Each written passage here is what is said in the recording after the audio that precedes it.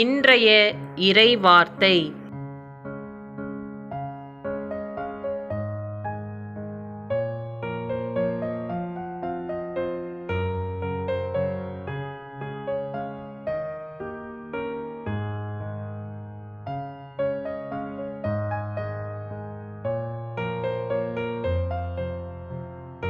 மனிதர் மீது நம்பிக்கை வைப்பதை விட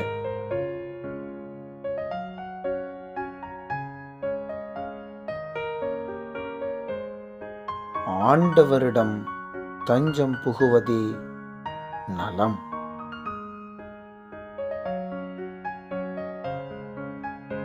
திருப்பாடல்கள் 118வது அதிகாரம் 8வது இறை திரு வசனம்.